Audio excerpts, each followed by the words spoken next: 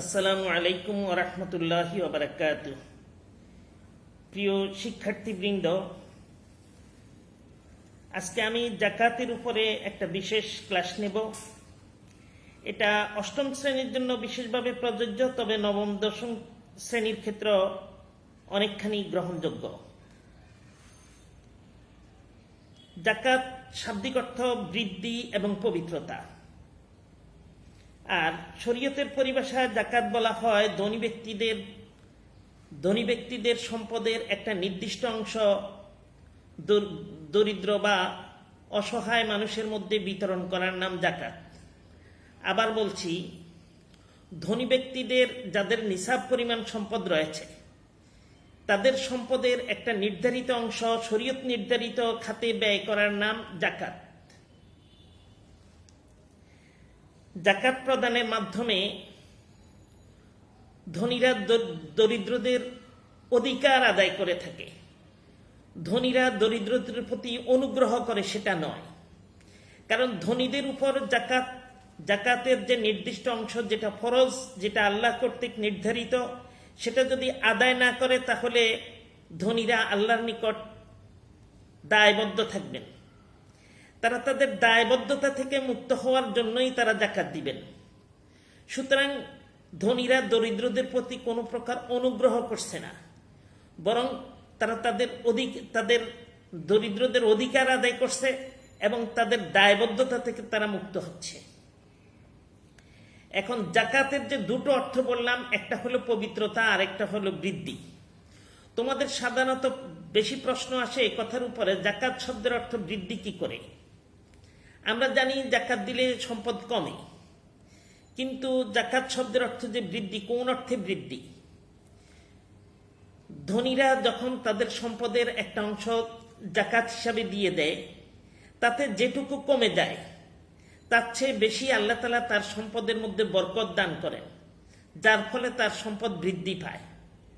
অপরদিকে যখন ধনীরা তাদের সম্পদ দান করে, তখন সমাজের কিছু লোকের হাতে সম্পদটা পুঞ্জীভূত না থেকে সমাজের অসংখ্য মানুষের হাতে এই টাকাগুলো চলে যায়, এই সম্পদ চলে যায়। একজন দুজনে বিনিয়োগ করলে যে পরিমাণ ইনকাম হতে পারে, যে পরিমাণ দেশ সমাজ লাভবান হতে পারে, যখন এই বিনিয়োগটা অনেকে করে তখন দেখা যায় যে সামগ্রিকভাবে দেশের অর্থনীতি উন্নত হয়। সে অর্থে যাকাত শব্দের অর্থ বৃদ্ধি। আবার পবিত্রতা কোন অর্থে? পবিত্রতা হলো যাকাত প্রদানের ফলে দরিদ্রদের যে অধিকার তার সম্পদে রয়েছে সেটা আদায় হয়ে যায়, যার ফলে তার সম্পদটা তার নিজের জন্য পবিত্র হয়। যাকাতটাকে বলা হয় সম্পদের ময়লা। যে ব্যক্তি সম্পদের ময়লা পরিষ্কার করে না নিল, তার সম্পদই তার জন্য পবিত্র হলো না। সুতরাং যাকাত দেওয়ার মধ্য দিয়ে মানুষ তার নিজের সম্পদকে পবিত্র করে নেয়। এখন আসো যাকাত ফরজ হওয়ার শর্ত। যাকাত ফরজ হওয়ার জন্য শর্ত হলো 7টি। যাকাত ফরজ হওয়ার প্রথম শর্ত হলো মুসলমান হতে হবে। অমুসলিমের উপর যাকাত ফরজ নয়। 2 নম্বরে হলো নেসাবের মালিক হওয়া। নেসাব বলতে যে পরিমাণ সম্পদ থাকলে কোনো ব্যক্তির উপর যাকাত ফরজ হয় সে পরিমাণ সম্পদকে নিসাব বলে। আবার বলছি, যে পরিমাণ সম্পদ থাকলে কোনো ব্যক্তির উপর যাকাত ফরজ হয় সে পরিমাণ সম্পদকে যাকাত বলে। যে পরিমাণ সম্পদ থাকলে কোনো ব্যক্তির উপর যাকাত ফরজ হয় সে পরিমাণ সম্পদকে নিসাব বলে। যে পরিমাণ সম্পদ কোনো ব্যক্তির নিকটে থাকলে তার উপরে যাকাত ফরজ হয় সে পরিমাণ সম্পদকে বলা হয় নিসাব। নিসাবের শাব্দিক অর্থ হলো নির্ধারিত পরিমাণ। আর এই নিসাব পরিমাণ সম্পদ অতিরিক্ত হতে হবে। অর্থাৎ যাকাত ফরজ হওয়ার 3 নম্বর শর্তটা হলো এই নিসাব পরিমাণ সম্পদ তার প্রয়োজনের অতিরিক্ত হতে হবে। তার দৈনন্দিন জীবনযাপনের জন্য খোরপোশ বা তাদের একান্ত প্রয়োজনীয় যে সম্পদ তার বাহিরে হতে হবে, অর্থাৎ তার কাছে জমাকৃত সম্পদ হতে হবে। 4 নম্বরে হলো ঋণগ্রস্ত না হওয়া। ঋণগ্রস্ত ব্যক্তির উপরও যাকাত ফরজ হবে না। আর এর মানে হলো তার কাছে ধরে নাও তার কোনো ব্যক্তির নিকটে 10 লক্ষ টাকা আছে, সে 10 লাখ টাকাই আবার অন্যের কাছে দেনা, সুতরাং তার কোনো জাকাত ফরজ হবে না। কিন্তু কোনো ব্যক্তির নিকট 10 লক্ষ টাকা আছে, সে ঋণী হলো মাত্র 5 লক্ষ টাকা, তাইলে ওই 5 লক্ষ বাদ দিয়ে আর বাকি 5 লাখ টাকার উপরে তার জাকাত ফরজ হবে। অথবা কারো নিকট 3 লক্ষ টাকা আছে, 1 লক্ষ টাকা সে ঋণী, ওই 1 লক্ষ টাকা বাদ দিয়ে বাকি 2 লক্ষ টাকার উপরে তার জাকাত আসবে।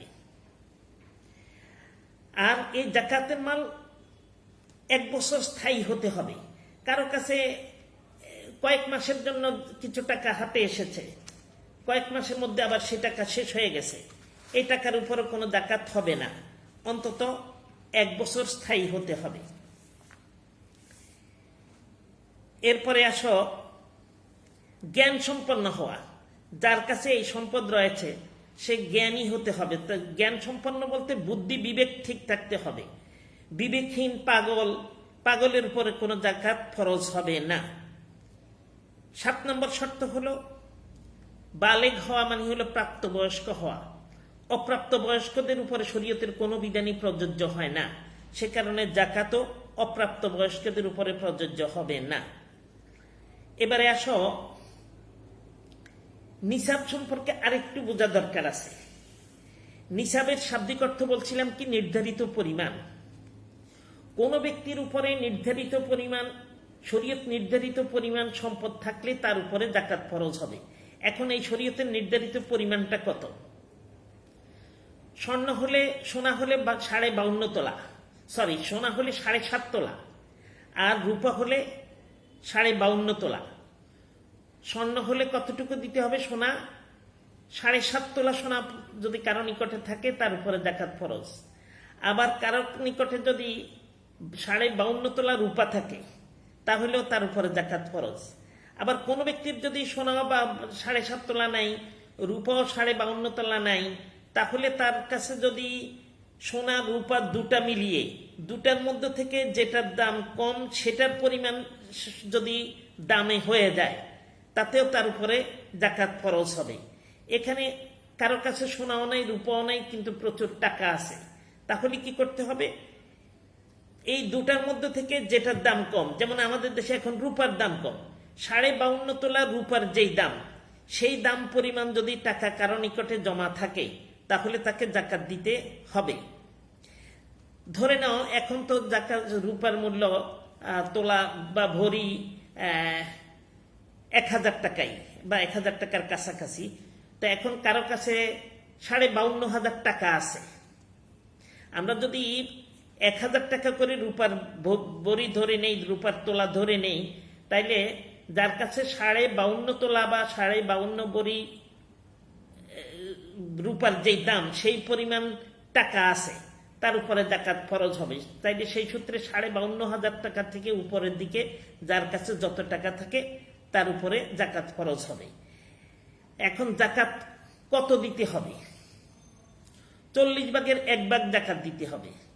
40 ভাগের 1 ভাগ মানে 40 টাকায় যদি 1 টাকা হয় তাইলে 100 টাকায় 2.5 টাকা, তার মানে শতকরা 2.5 টাকা হারে তাকে জাকাত দিতে হবে। এখানে তোমাদের একটা প্রশ্ন হয়ে থাকে, দেখা যায় যে উদ্দীপকে এমন একটা তুলে ধরা হয় যেখানে কোনো এক ব্যক্তির নিকট কত লক্ষ টাকা আছে, তাকে কত টাকা জাকাত দিতে হবে, এরকম একটা প্রশ্ন করা হয়। ধরে নাও 5 লক্ষ টাকা আছে, তাকে কত টাকা জাকাত দিতে হবে। তোমরা এটা অঙ্কটা করে দেখাতে হবে। তোমরা অনেকে শুধু হিসাবটা লিখে দিয়ে দাও, কিন্তু এটা করা যাবে না। তুমি 5 লক্ষ টাকার শতকরা 2.5 টাকা বের করে দিয়ে যদি দাও তাও হয়ে যাবে, অথবা এই 5 লক্ষ টাকাকে সরাসরি 40 দিয়ে ভাগ দিয়ে দিবা। 5 লক্ষকে 40 দিয়ে ভাগ দিয়ে, বা যেই টাকা যেই অ্যামাউন্ট, ধরো 3 লাখ তুলে ধরলো বা 7 লাখ টাকা তুলে ধরলো, ওই উদ্দীপকে যেটাই দেওয়া থাকে ওটাকে তোমরা 40 দিয়ে সরাসরি ভাগ দিয়ে দিলা। ভাগ দিয়ে ফলাফল যেটা হলো সেটাকে লিখলা যে উত্তর এত টাকা। কিন্তু শুধুমাত্র ফলাফল লিখে দিবা সেটা নয়, ভাগটা করে দেখাতে হবে। এরপরে আসো উসর, একটা গুরুত্বপূর্ণ প্রশ্ন। উসর বলতে উৎপন্ন দ্রব্যের যে জাকাত, উৎপন্ন যে সকল ফসল, এই ফসলের জাকাতের মধ্যে যে সকল ফসল উৎপাদিত হয় স্বাভাবিকভাবে বৃষ্টির পানিতে অর্থাৎ কোনো প্রকার সেচ না দিয়ে, সেচ দিয়ে যদি ফসল উৎপাদন করা হয় তাহলে সেখানে দিতে হবে 20 ভাগের 1 ভাগ। আর যেগুলো সেচ ছাড়া প্রাকৃতিকভাবে বা আল্লাহর দেওয়া এই বৃষ্টির মাধ্যমেই যে ফসল উৎপাদিত হলো, সেই ফসলের ক্ষেত্রে 40 ভাগের 1 ভাগ জাকাত, সেই ফসলের ক্ষেত্রে 10 ভাগের 1 ভাগ জাকাত দিতে হবে। এই 10 ভাগের 1 ভাগ জাকাত দেওয়াটাকে বলা হয় ওসর। তাইলে আজকে আমরা যে বিষয়গুলো জানলাম, আমরা জাকাত কাকে বলে, জাকাত শব্দের অর্থ, তারপরে জাকাত ফরজ হওয়ার শর্ত, এরপরে জাকাতের নিসাব আর ওসর ইত্যাদি নিয়ে আলোচনা করলাম। এর উপরে যেভাবে প্রশ্ন হয় ইনশাআল্লাহ তোমরা উত্তর করতে পারবা। আল্লাহ হাফেজ।